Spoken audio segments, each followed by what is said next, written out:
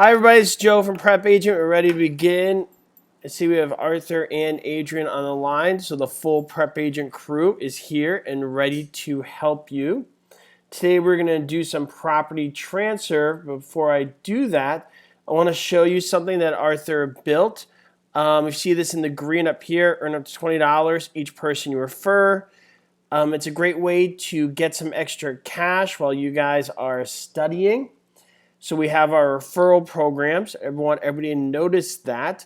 And we did that because a lot of you people are referring people to us anyway, which we truly appreciate. So if you guys are in class and you refer somebody to us, why not get something for it? Because we want to send you a thank you.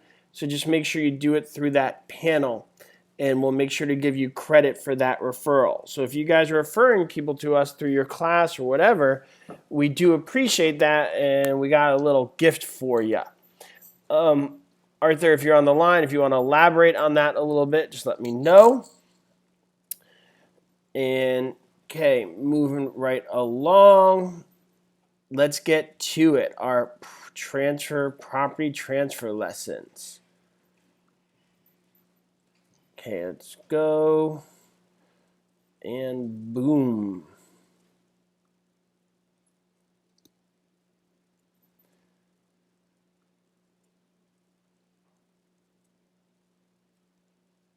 You guys could all hear me, right? Connection's good? Yes?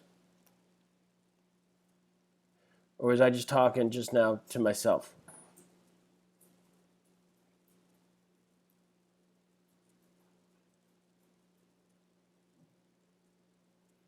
Okay, good. I was a little nervous. I was talking to myself just now. That'd be embarrassing. Okay, so we're doing property transfer today. Now, what we talk when we talk about property transfer, what's the first thing we always bring up when we talk about property transfer?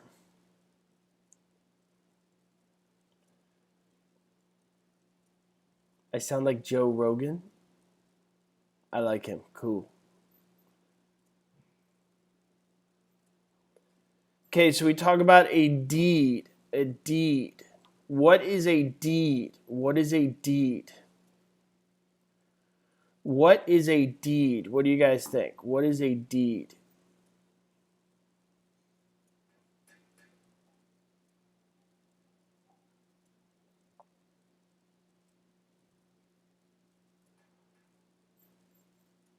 Charles, if you want louder, turn up the volume on your computer.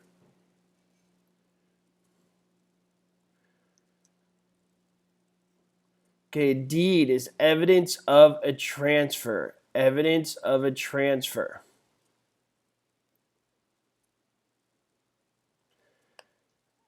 It's evidence of a transfer. What is title? What is title? Title and deed are different things. So a deed is evidence of a transfer. What is title?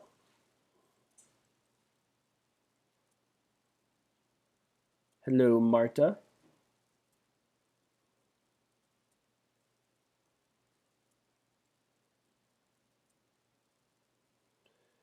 Okay, title is ownership. Title is ownership.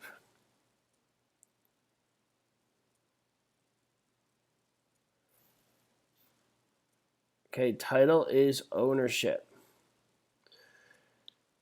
What is a quitclaim deed? What is a quitclaim deed?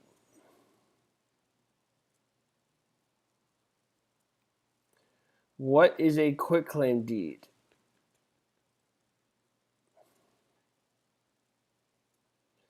What do you guys think quitclaim deed? Or at least says no warranties. What does that mean? That sounds like something you read out of a textbook. So when you guys say warranties, what is that? Explain it to me as if I've never studied real estate before. Who could do that? And I say that sometimes it feels like we regurgitate what we learned, but we don't really know what we're saying. Have you guys found that? Like you memorize something and I say, well, what does that mean? Like if I say, what's a lien? Somebody says, interest above and beyond all debts and blah, blah. If I said equity, interest above and beyond all liens against it. I said, what does that mean? They're like, I don't know. So what does it mean when they say no express or implied warranties? What does that mean? No express or implied warranties. We're talking about quitclaim deed, and we often memorize that term, no express or implied warranties. It sounds like fancy legalese. Patricia says, no warranties. There's no insurance for liens, present owners, and previous ones. Wow, that's a good definition, Patricia. Good job. Okay, basically means what you see is what you get. Not physically, but on paper with documentation. What you see is what you get. A quitclaim deed is immediate transfer. What kind of situations would you use a quitclaim deed for? So we're transferring interest. What kind of deed would you use a quitclaim deed for? What do you guys think?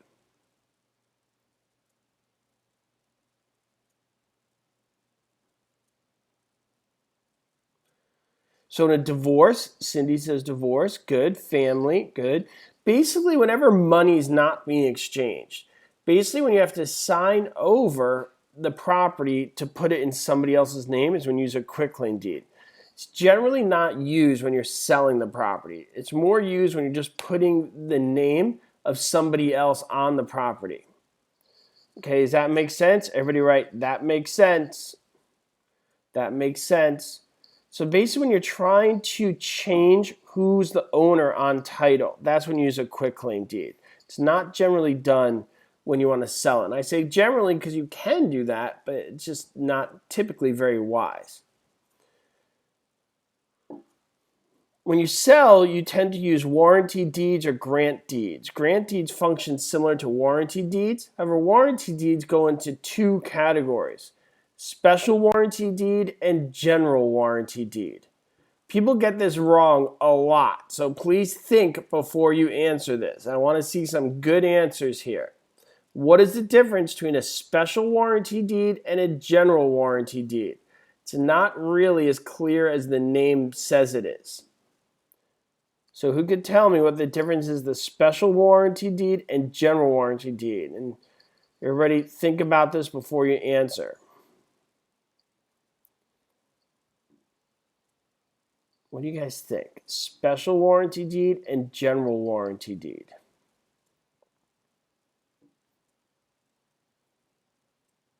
Nice job, Marta Grissom. Way to step up. Marta's been studying. What state are you in, Marta? Just so people know to follow you when they're studying. Okay, special is for the previous owner. General goes throughout the whole life of the property. Has everybody got that? Special warranty deed only goes back through the life of the previous owner. And general is for the entire life of the property. Nice job, Tina Fletcher. Tina Fletcher nailed it.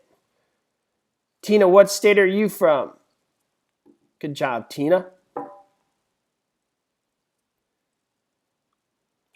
Okay, so that's the big difference.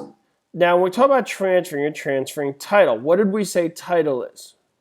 Who could tell me again what title is? You're going to do great, Samantha Reese. I can feel it. I'm giving you positive energy, Samantha. You ready? Boom. Positive energy thrown your way. How many of you guys, when you study, you hear my voice like Obi-Wan Kenobi over Luke Skywalker? Like when you're studying, you hear me be like, eminent domain, government's right to take property, pay just compensation paid. Who kind of feels that way, like you hear my voice? Okay, title is ownership. How many of you guys feel like you actually know me? You guys hear my voice all the time, but in a weird way, it kind of feels like you know me.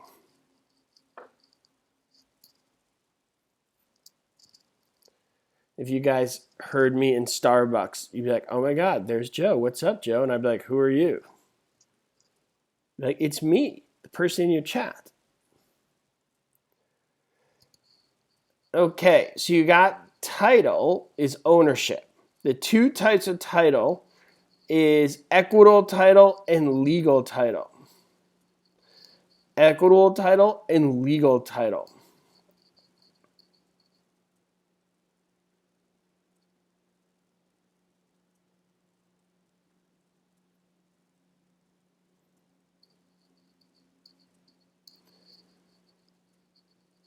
Thanks, Cindy. I feel like once a year, PrepAgent should have like a party in a city. What do you guys think? And then all these people in this chat, we could like actually see them in person. And every year we make like a PrepAgent like event. And we'll all see each other. I don't know what we'd do at that event, but it would be amazing, whatever it was. We'll do it like in Miami, Las Vegas, New York, all the cool places to go.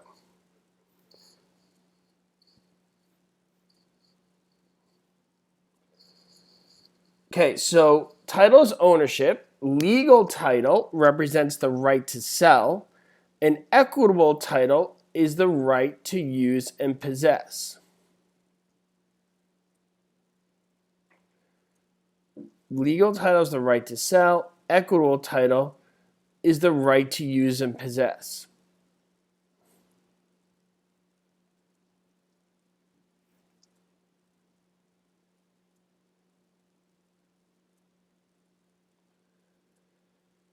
When you guys get a property and get a loan from the bank, do you have equitable title or legal title?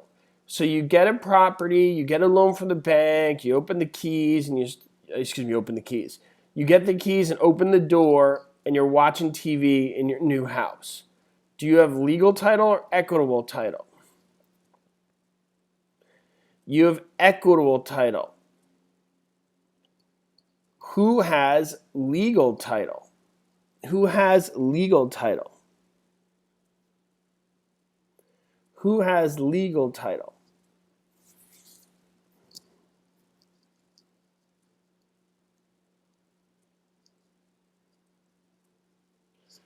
What do you guys think? So the bank.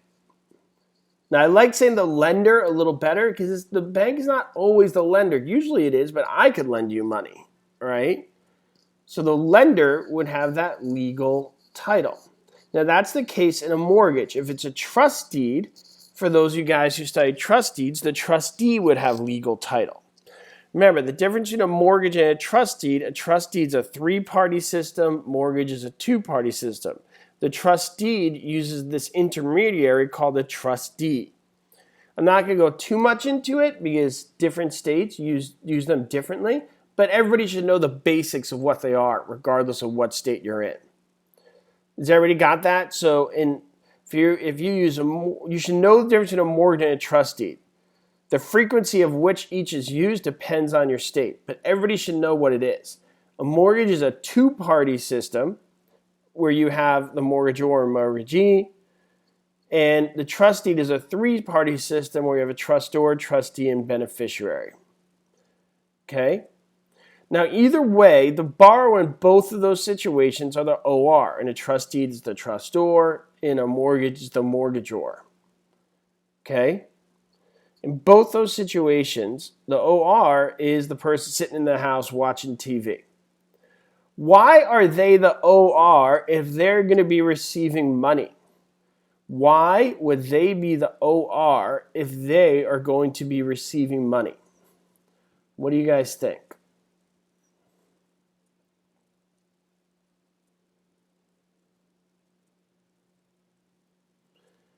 Why are they the OR if they are the ones receiving money? Welcome, Ruby. Great to see ya. Because they give that promissory note. Because they give that promissory note. Janessa, remember, OR is giving, so they're not receiving, they're giving. That promissory note is that evidence of the debt. Evidence of the debt.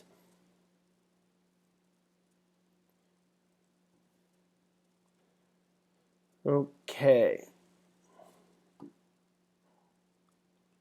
Let's look at a question on the board. What do you guys say? In which of the following situations would property be reassessed? A, every 2 years. B, annually. C, when a property has been rehabilitated or remodeled. Or D, when sold.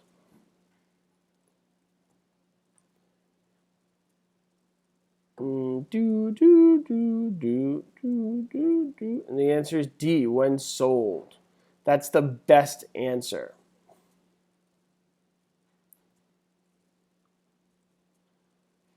When a property is turnkey, it is said to be A, ready for occupancy, B, ready to be built, C, ready for socialization, D, ready for rehabilitation. Turnkey sounds like turkey. I am ready for Thanksgiving. I guess we still got time for that. I need to celebrate Halloween first.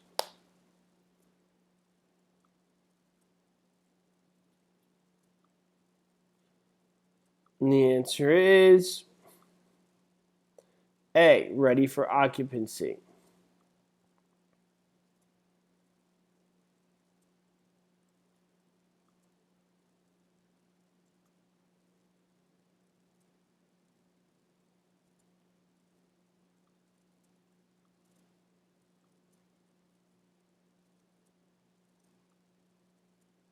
To alienate title to property, 1A, records a homestead. B, clouds a title. C, conveys title. Or D, encumbers title. I had a question. Can I still watch this live in a few hours? Well, if it's in a few hours, it wouldn't be live. I think by definition of the word live. But you can watch it recorded. All these are recorded, and you can watch them later through your control panel. Everybody remember that you could always, these are all recorded and available to you.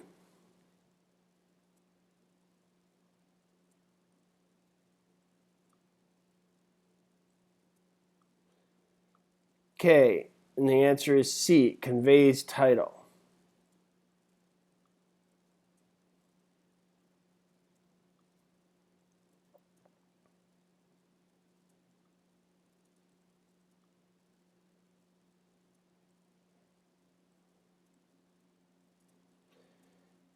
Carol enters into a sale-leaseback agreement with Joe, under which Joe will become the owner of Carol's ranch. Which of these statements is true of this arrangement? A, Joe is the lessor. B, Joe receives possession of the property.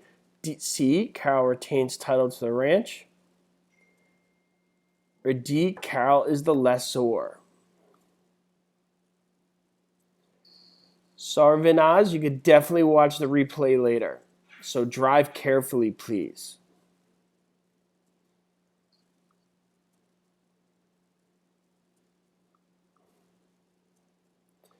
And the answer is Joe is the lessor.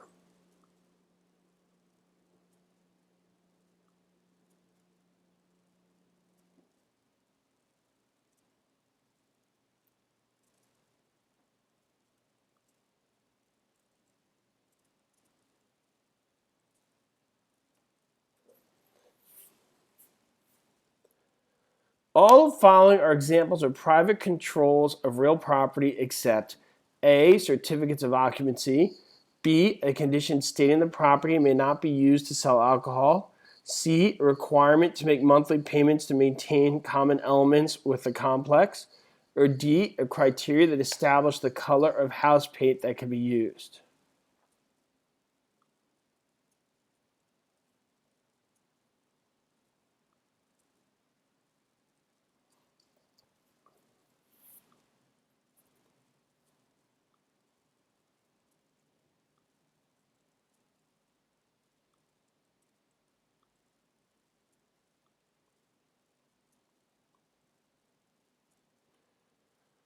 And the answer is certificates of occupancy.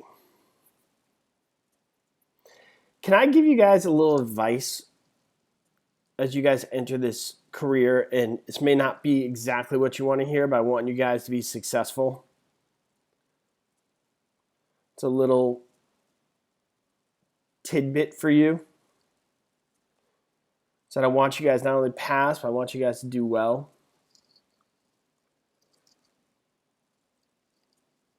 So one time I was in town, I was doing these chats, and I was in a certain city, which will remain nameless. And somebody in the chat said what town I'm in. I told what town I'm in, and I said I was going to Starbucks, and they said, can I meet you there? I didn't love the idea, but I said, all right, fine, no problem. And this person came to the Starbucks, dressed to the nines, fully done up, everything, expensive earrings, Rolex watches, the whole thing. Sat next to me and wanted to help study. And then I said, what do you want to do? And then she said, I want to sell multi-million-dollar properties. Multi-million-dollar properties. And I said, all right, that's fine. I guess. I mean, everybody does. That's a first red flag because it's kind of like saying, I want to make $1 billion when people don't really have realistic goals or a strategy. And then I asked her about her studying. She said her test was in 2 days and she wanted me to teach her everything. Basically, she wanted me to do everything for her. And I asked her what is real property and she had no idea. So basic stuff. Hopefully, we all know real property is things that are generally immovable. Point is, she hadn't done any studying. She hadn't done anything. Working hard was really not her thing. She just looking nice and wanting to get involved with super nice properties. In my head, I looked at her and I was just like, there is no way she's going to make any money. No way at all. Okay. I thought to myself, this is just a waste of time. So I was very polite to her at the Starbucks, helped her out a little bit, and I was on my way. Okay. And my point is, she had no idea about her, what can I say, self-perception. She is completely clueless. And I'm sure there's people you've spoken to who want to get into real estate, or maybe they want to work out and they want to get some super awesome body, and you think to yourself, no way. And you're polite, you're like, oh, good for you, hit the gym. Oh, sure, I'm sure you'll do it. You'll be super successful, but really in your mind, you're like, no way. And you hope they prove you wrong. That is the hope. You want them to do well, but deep down inside, you're like, they gotta be kidding. Absolutely not. And you guys ever met people like that?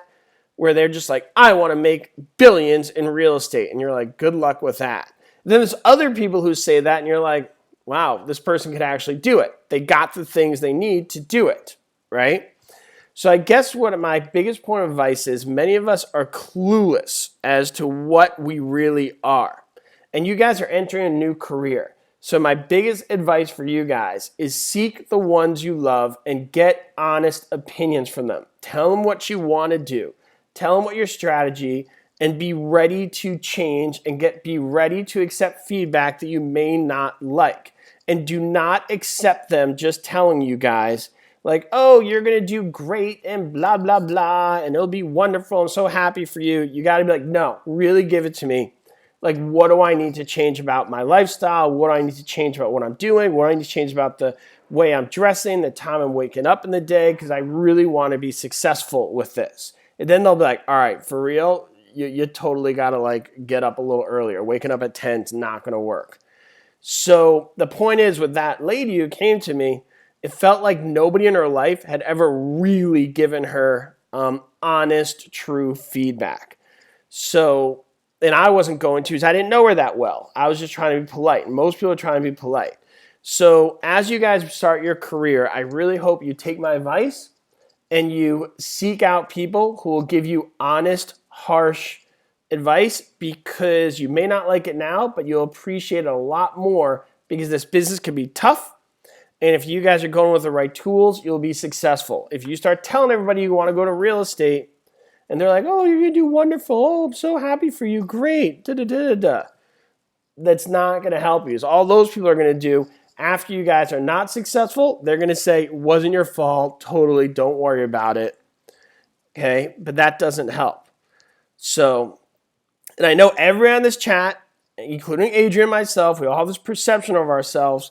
but we got to get people we love to kind of give us an honest rundown of what our ability is and what we're doing. Because all of you guys decide to start this career. So, obviously we don't want people who are mean to you, but you guys get the idea. So I just wanted to share that because I see that a lot with people getting into real estate. They have no clue not only of what they're getting into, but what it is that they are bringing to the table. All right, so get some positive feedback, negative feedback, just get that feedback and start, just changing lifestyle, waking up early. Maybe you need to work out. Maybe you need to tuck your shirt in. Maybe it's because you dress like a slob and somebody needs to tell you that you need to get a makeover. Whatever it is, the feedback may not be nice, but it'll help. Anyways, back to what's on the board. A mechanic's lien would probably classified as A, specific lien, B, voluntary lien, C, general lien, or D, equitable lien.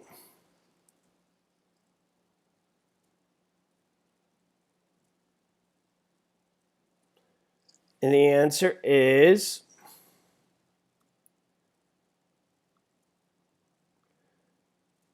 A, a specific lien. A, specific lien.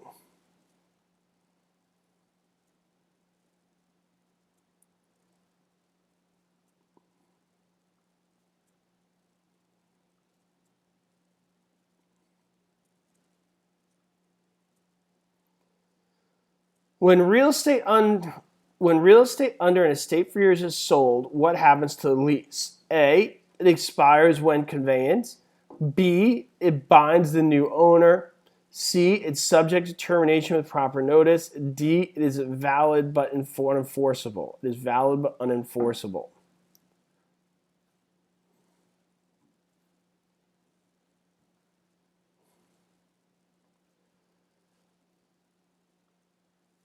Okay, it binds the new owner.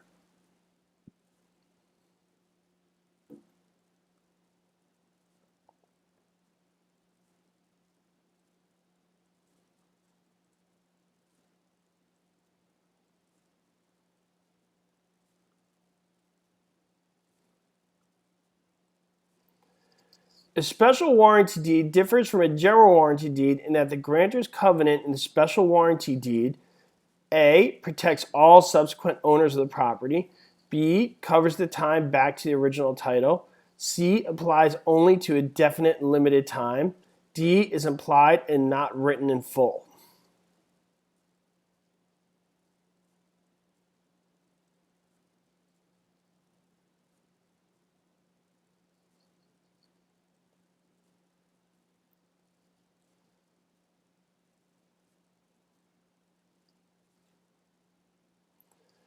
What do you guys think? C, applies only to a definite limited time.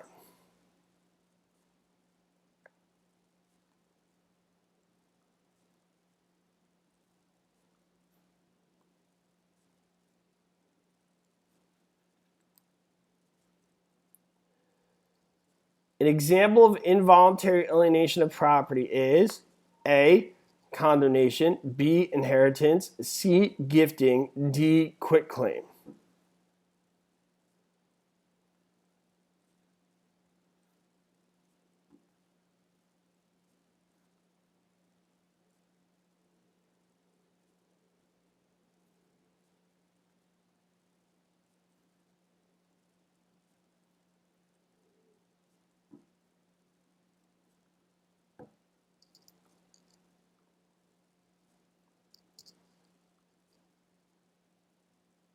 Okay, and the answer is A, condemnation. Because condemnation is one of the government powers, right? It's under the government power of eminent domain.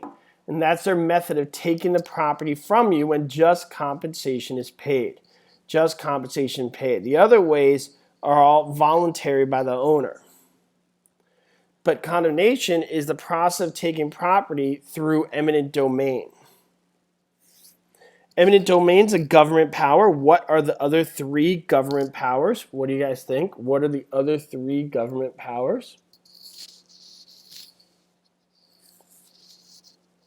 So eminent domain. What's the other three?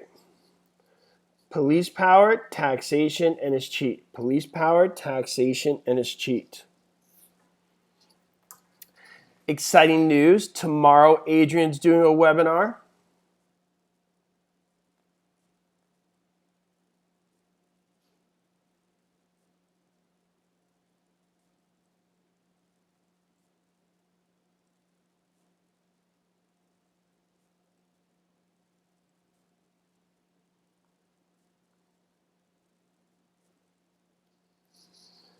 Yay, Adrian.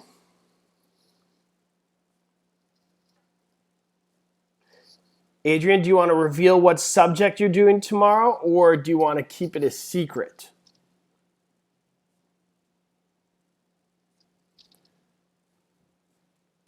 I'll let that up to Adrian.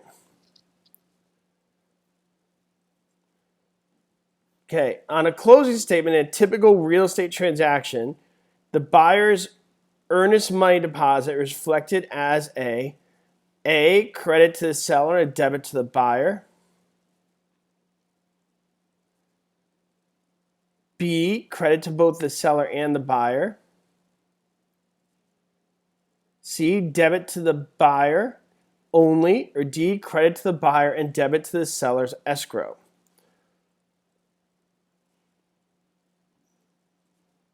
And the answer is D. So just so you guys know, Adrian's doing math tomorrow, something we've been asked for a long time. So he's going to do the math. He's worked really hard on this. One of the reasons, just full disclosure, that we've avoided doing math for a while is it doesn't apply to everybody. There's different amounts of math depending on what state you're in. Okay? So he's going to go over the fundamentals of math, but some states don't have it at all. Some states have it a little more than others. So before you go to tomorrow's webinar, just know we're doing math, and there's a chance it may not apply as much to your state as others. Whereas normally we try and go over stuff that applies to everybody, like real property, government powers, federal law. That's generally what we cover in the webinars. All right, but a lot of people are requesting math from those states that do go over it, so we are here to serve you guys.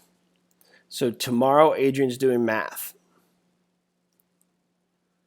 Rachel says, any suggestions for studying on the road? Yes, park your car before you look at our website, please. That's my suggestion. Okay, in making the decision on whether or not to issue a title policy, the title insurance company would be most concerned with these documents that appear with the A, title search, B, title guarantee, C, title report, D, chain of title.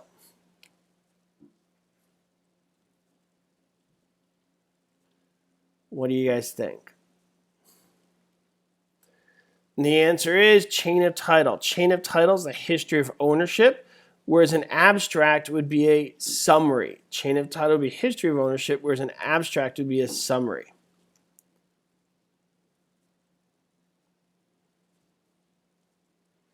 How many of you guys are so excited to pass your exam? What will you do after you pass? Will you guys listen to like Queen, We Are the Champions in your car and scream it out loud? Or will you like run around the building like the Ultimate Warrior? Like the Ultimate Warrior entrance music?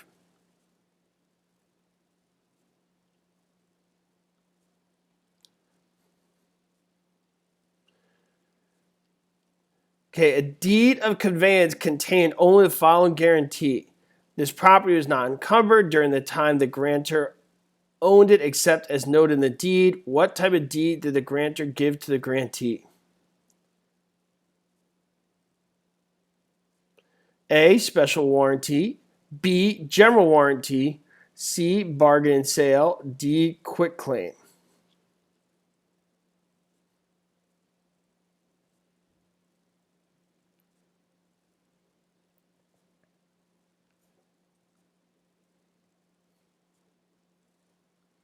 The answer is A, special warranty. It used to be that you'd only find out that if you passed through the mail, But now there's many states with the computerized. They find out if you pass immediately after you hit the last button, which creates a problem because then you get people standing up in the room like, woo, passed, awesome. Screw off, losers, woohoo. Okay, so if that's you and you pass, promise me you guys will be quiet and not look at everybody else. But usually the people who pass are usually pretty nice. They're silent until they get to the car. It's the people who fail who like go nuts in the room and freak out. They're like, they start crying. They're like, screw this.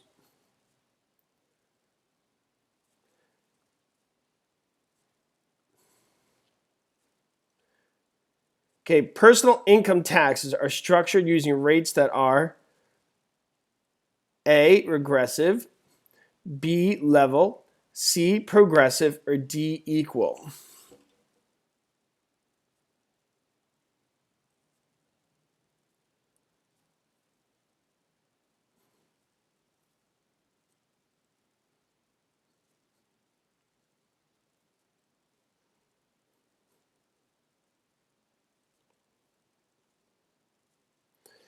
Okay, and the answer is C, progressive.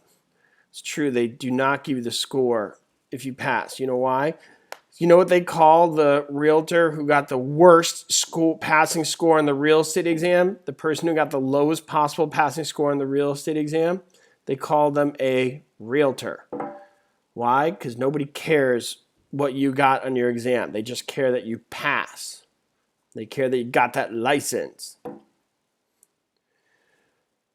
All right, guys, so that's that for today. I should clarify, past exam doesn't make you a realtor. You need to get your license, sign up with a broker, and then sign up with the Board of Realtors before you can be called a realtor. I should clarify that because realtor is a trademark term. I know all the super psycho-competitive people want to always know their score. The Dwight Schrutes of the world. Dwight Schrute reference for all you guys. So for the rest of us, enjoy your day. Today is Wednesday. Tomorrow, Adrian will be back with math. And we will see you then. Thanks, everybody. Talk to you tomorrow.